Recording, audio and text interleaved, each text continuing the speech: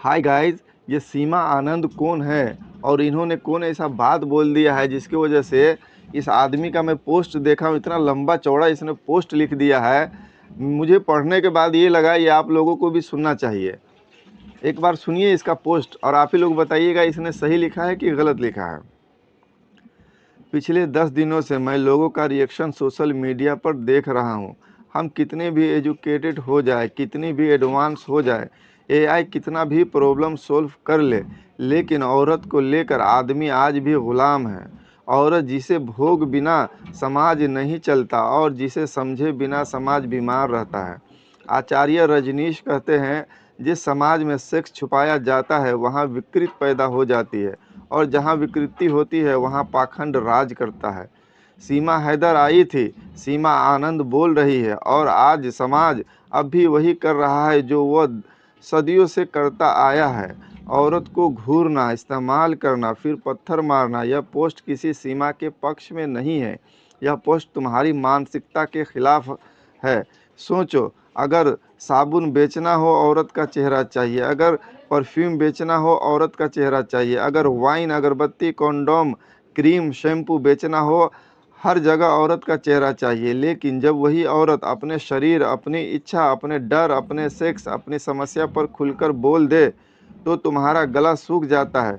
तुम कहते हो यह अश्लील है, यह चरित्रहीन है, यह समाज को बिगाड़ रही है। ओशो कहते हैं अश्लीलता शब्दों में नहीं होती, वह तुम्हारे दबे हुए मन और दिमाग में होती है। सीमा आनंद वही बोलती है जो तुम गूगल पर रात में 2 बजे खोजते हो, वही बोलती है। जो तुम अपनी पत्नी से कह नहीं पाते, वही बोलती है। जो तुम अपने पति से पूछ नहीं पाते और यही बात तुम्हें सबसे ज़्यादा चुभती है, क्योंकि सच यह है तुम औरत को वस्तु की तरह पसंद करते हो लेकिन औरत को चेतना की तरह स्वीकार नहीं कर पाते। ओशो ने कहा था, नारी का दमन ही पुरुष को बीमार बनाता है, लेकिन बीमार समाज को इलाज नहीं चाहिए, उसे नशा चाहिए, उसे औरत चाहिए। पर खामोश औरत, तुम चाहते हो औरत बिलबोर्ड पर मुस्कुराए, स्क्रीन पर लिपटे चिपटे, पैकेट पर सजे लेकिन मुंह न खोले, क्योंकि जिस दिन औरत बोलेगी उस दिन तुम्हारे झूठे संस्कार नंगे हो जाएंगे। इसलिए तुम सीमा हैदर को राष्ट्रवाद में घसीटते हो, सीमा आनंद को चरित्र में घसीटते हो और खुद को बचा हुआ समझते हो। ओशो कहते हैं, भीड़ हमेशा डरती है उस व्यक्ति से जो जाग गया हो। औरत अगर जाग गई तो समाज की नींव हिल जाएगी।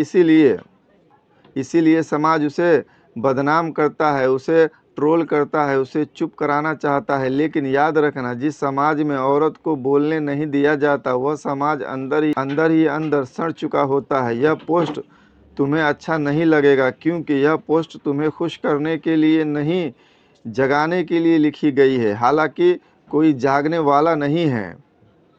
इतना लंबा चौड़ा पोस्ट इन्होंने लिखा है, ये पूरा मैं पढ़ा हूँ और पढ़कर आपको भी ये सुनाया हूँ। आप लोग का इस पर क्या कमेंट है?